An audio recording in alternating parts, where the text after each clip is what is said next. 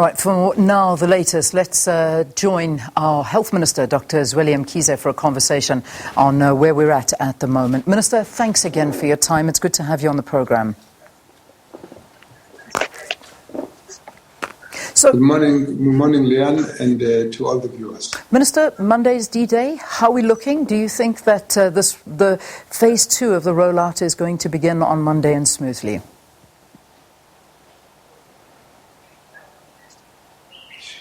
Leanne, we might be having a bit of signal problem. I hope you can hear me. But thank you very much for having me this morning. Yes, indeed, we have said that we will take off phase 2 of our vaccination program on Monday the 17th, and that is based on the original plan that we have tabled. We have had delays with the phase 1, so we will complete phase 1 whilst we're running with phase 2. That is for health workers that are outstanding.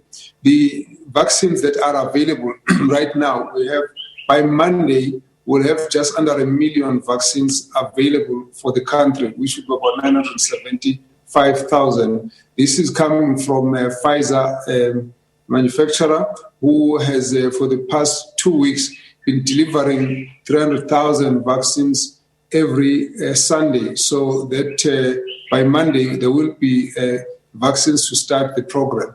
Of course, we have said that the program will start slowly because the numbers of vaccines that we have is going to be slowly increasing.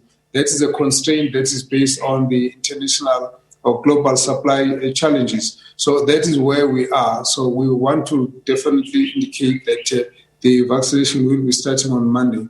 I think the issue really is that because we're going to be starting with a few sites, it's going to take a while to get them to build up to the total that we're looking for. Excuse me.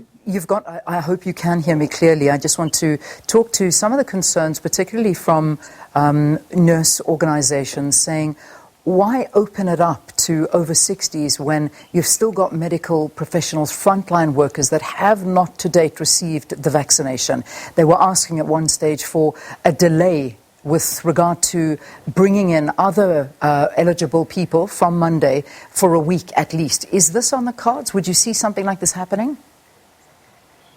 Well, you know, when you deal with a matter like this, you can never be right to everybody. If we did that, there would obviously be the biggest criticism would be, why are you now changing? You've got the vaccines, why aren't you continuing? So the only way to deal with it is that we would start, but we would not be able to open all the sites. And because we're going to start, incrementally, it's also important that we must start because there are going to be lots of teething problems that we need to start factoring in as you move.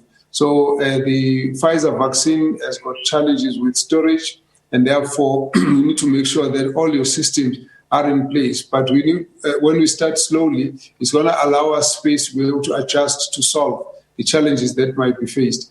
Yes, people would be concerned about the fact that health workers have not all been vaccinated, but incorporated in the doses that are coming in, we will be actually going on with the health workers as such. So we're also hoping that the delay, which was created by the FDA in the US, who were calling for a halt on the distribution of the Johnson & Johnson, will be released in the process, and therefore will be able to increase the numbers. I think the numbers of sites are not so many as to create the kind of problem people are worried about. We are, of course, concerned that there will be more demand for the vaccines than the numbers of vaccines available. It's going to be like that for the next 2 months even, because the numbers of vaccines for June, July, are going to be such that so many people are still wishing to have vaccines. The numbers will increase much more towards the end of August, towards September, which will then allow us to open up more sites. That's why we said by then we'll be targeting to get over 200,000 people being vaccinated per day. Yeah. But I do want to plead that we must have patience. We will actually be starting these vaccines. In fact, what we are seeing now is that, even this morning, our teams are out there trying to, sending the vaccines out. So the vaccines have already started being dispatched to the various sites. But because of the numbers, we're going to have, a limited number of sites. and then later on, we're going to increase those numbers. Yeah. All right. So that I imagine a lot of people sort of not too happy with the fact that it is going to be a very slow start, and then only by August, realistically, are we going to see, as you say, that mass 200,000 a day, which is the minimum we as a country need right now. And this is, it doesn't come as a surprise, because just yesterday we were looking at visuals coming from some of the vaccination sites around the country with people queuing for 6-7 hours at a time. And this is supposedly only open to the healthcare frontline workers. And many are saying once this opens on Monday to a larger portion, there is going to be absolute chaos. This is concerning, especially when you're dealing with elderly people having to stand in queues for hours on end and with the possibility of even being turned away. What do we have in place to try and mitigate these scenes? Well, firstly, we've requested that all the senior citizens should register online. We've got quite a good number that have registered. Now, if we were to go by that scheduling, it would not be as chaotic. But of course, the challenge is that people will simply rock up in the sites. Now, you can't stop people from rocking up on the sites if we didn't know they were going to be coming there. So that challenge is something that's likely to be our challenge as we move along.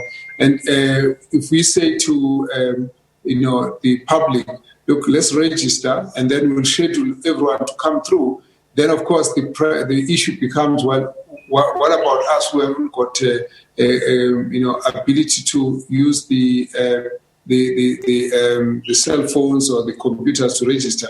If you want to try and balance those two, we're still going to have to talk to the rest of the public to say, could we give space to the senior citizens to come in first so that we can move on? If we were to move in that kind of orderly way, we would manage it better. That's why we actually indicated that it's much, much more important for us to focus on the senior citizens, because when the infections come, those are the ones who get more affected. Mm-hmm. So we will still need the public to have an understanding that we won't be able to start with everybody immediately in all the places. But it's got to be something that we must have an understanding that we will start with the first few sites that will open up.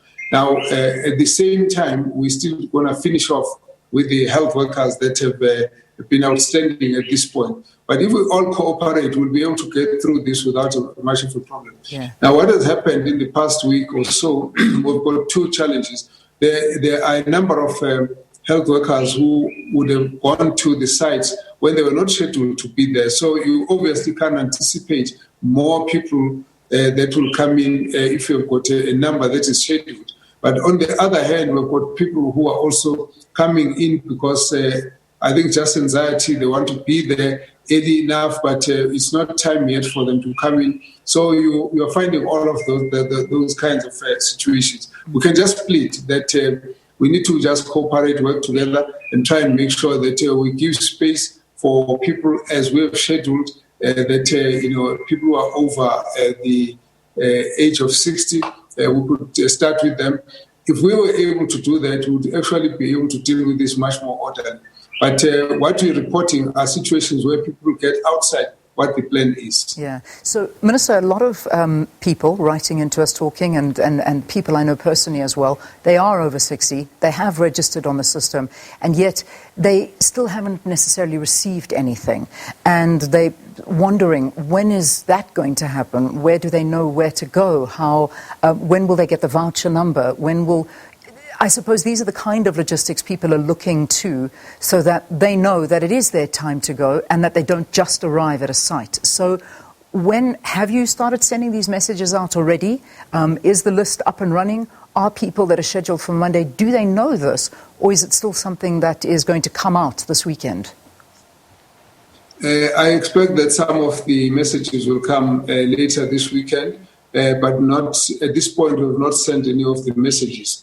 So what sometimes people might confuse is when we're sending messages out to say the vaccines are coming, get ready, and so on. But that doesn't mean you must stand up from that point and then go to the vaccination sites. We are going to be announcing those vaccination sites. We're just going through the distribution. And even there in the vaccination sites, those vaccinators are all trying to make sure that everything is ready when they come. So, as I've said, it's going to take a bit of a while. We do expect there will be some hitches as we start, but we will get it right. At the end of it, this is the one thing which you are not going to get right from a plan on a piece of paper. This is something that's going to get right when you begin to see how things are unfolding on the ground. So we will need support and cooperation as we move along. Yeah. So at the moment, no one has been called yet.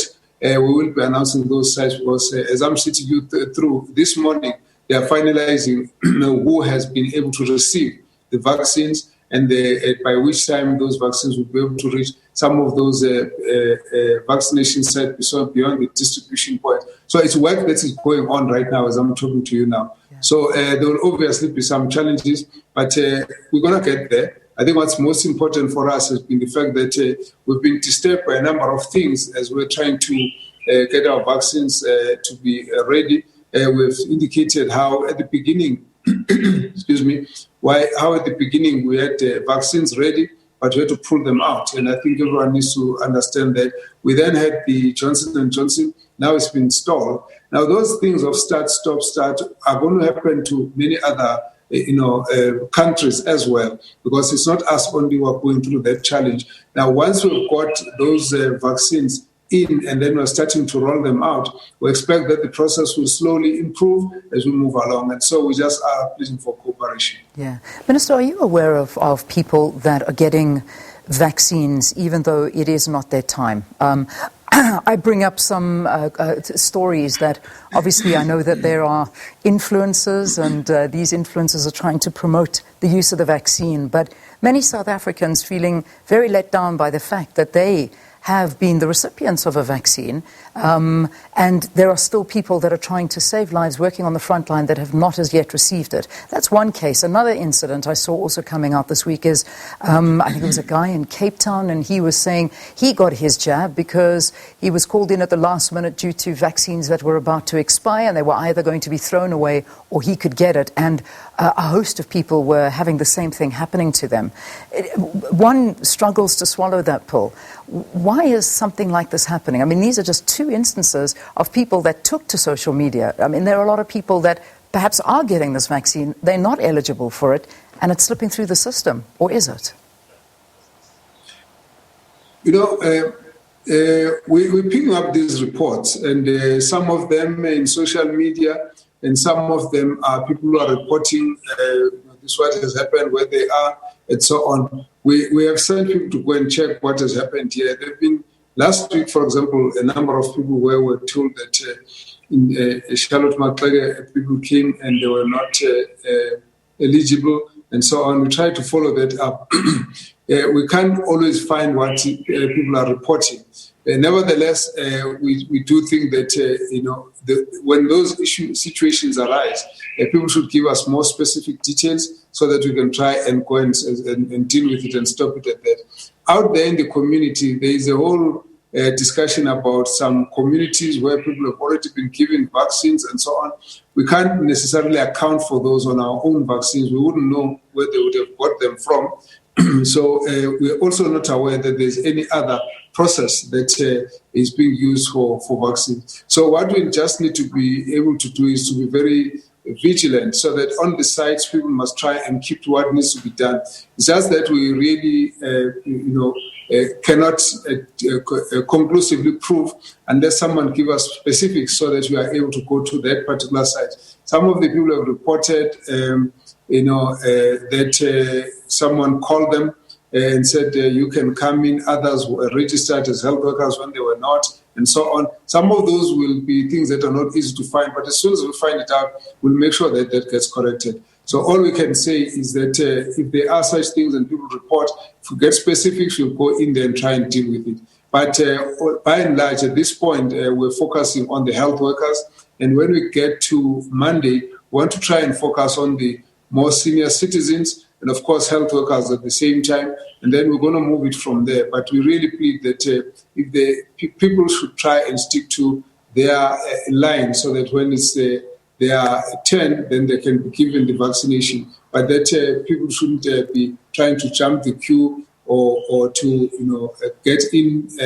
People who shouldn't be really part of the queue. Yeah. When we find it out, we will obviously have to take steps to deal with those who are actually transgressing.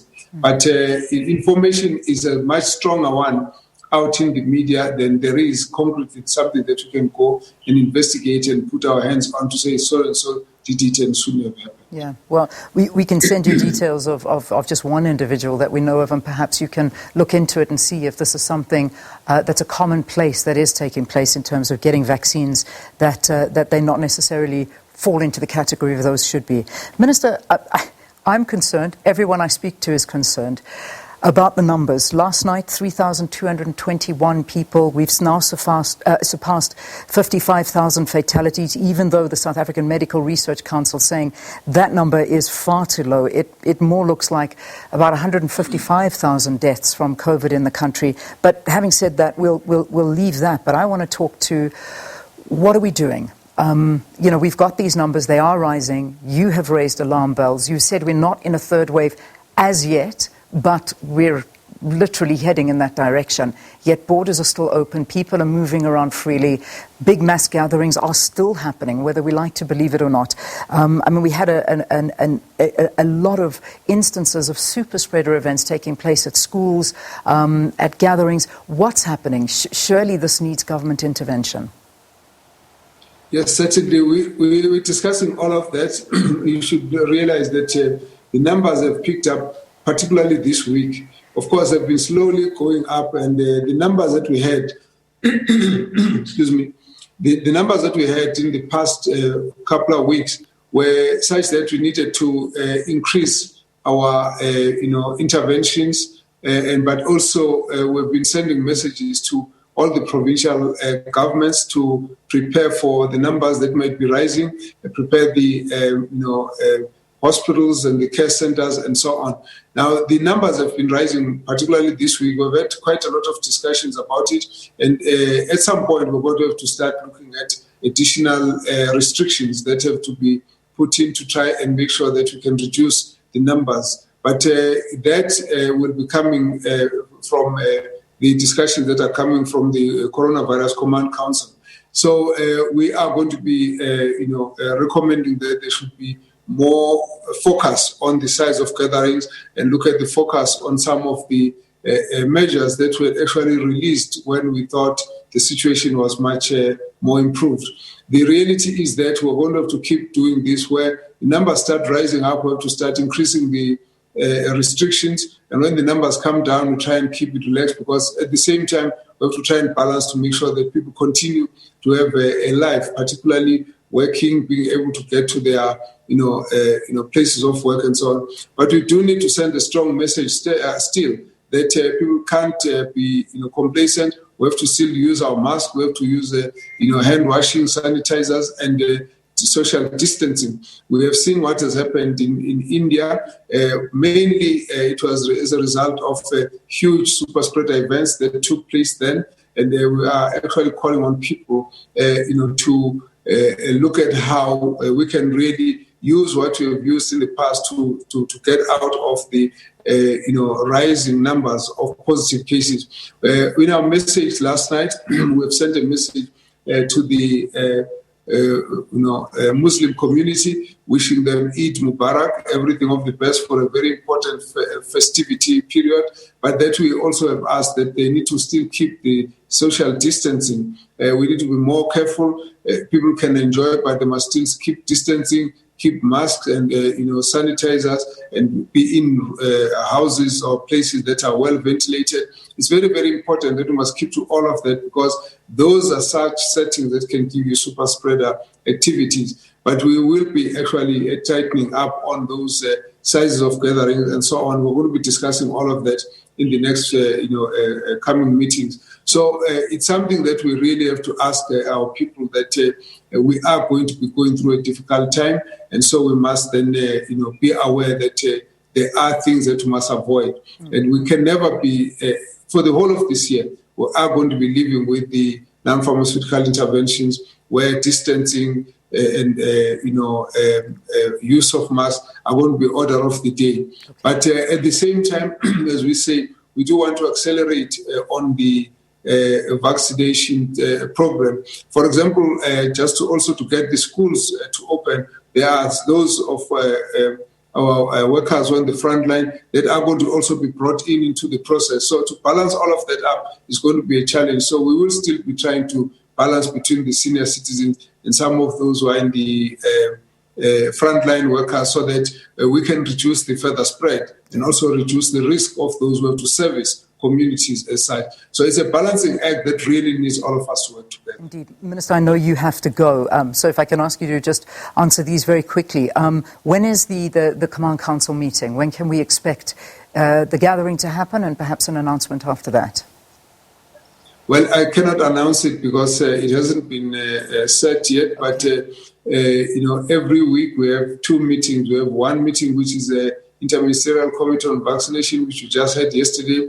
Then we should have another meeting during the course of the week for the Command Council. So there will always be those two meetings during the course of the week. Okay. And after those, we can then see what decisions have been taken. Minister, but we really do have to plead with our people that the approach is that we've been through this before. Can we really try and work together to reduce the spread? And certainly I think people want to be on the same page. They want to help. But there is such major concern. And Minister, my final question to you, because I know you have to be in a meeting at 6:30.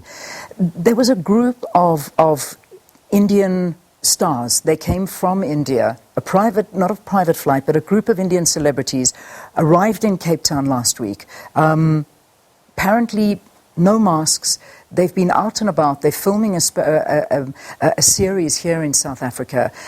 They did have COVID tests. However, one of the individuals who had arrived, and this was directly from India, one of the individuals, their brother had died 2 days before she arrived in South Africa, and he died due to COVID complications. The bottom line is that people are concerned about our borders, and that this is just one example, because it's being shared all over social media, of people that are coming in from highly infected areas with absolutely no quarantine in place. They didn't quarantine for 14 days.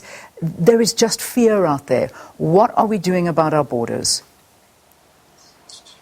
The restrictions in terms of what happens if somebody comes in is still quite in force. Firstly, that people must have a test done within 72 hours of arriving in the country. When people come in, they need to actually isolate in their own places. You know that initially we had put a restriction of people having to be forced into a quarantine by, provided by government. And then the courts ruled against government to say we must leave people to go in quarantine where they will be going. So now people will have to quarantine when they arrive, and that still remains the issue. We have picked up those reports as well, but there are more reports actually. We don't have enough time to talk about them. Yeah. We have said that there are not direct flights from India. We've actually, those who are coming in, we still have to deal with them in terms of the existing restrictions that they need to be, going for quarantine for the 10 to 14 days on arrival. We've also got a number of them who are coming through the seaports. And in this case, we've got a few ships that are actually, have to be quarantined as ships, outside the borders. When we found some of them have got someone who died in the, en route towards the country and towards our country, and then we have to actually send teams to deal with them. So there are quite a number of instances where we're intervening. So we can only just deal with those where there are clear intervention that we are able to impose on those particular areas. This case of people who have come from India, we've seen that again on social media, and they've said the teams must actually try and follow that up and deal with it. It's a bit difficult to monitor and police people everywhere they are, so we can only act after the fact. But in terms of restrictions, we still have those that people should be going for quarantine when they come inside the country. So, but it has to be done in their own accommodation. That's really the difference as the situation stands now. But we're going to have to be, much more stronger on all of these issues, because we do understand people are concerned, but we have been monitoring as people are coming in. We can actually account for quite a number of people that were found to be positive, so that we can insist that they don't just spread out and go out into the community. So we will be intensifying that as well. Minister, I've got to let you go. You've got a meeting. It started a minute ago. Let me say goodbye to you. Have a good day. Keep in touch, and we look forward to hearing from you again. That was our Health Minister, Dr Zweli Mkhize, giving us an update on the COVID situation. And that, of course, is our top story in the news. So let's get into our news.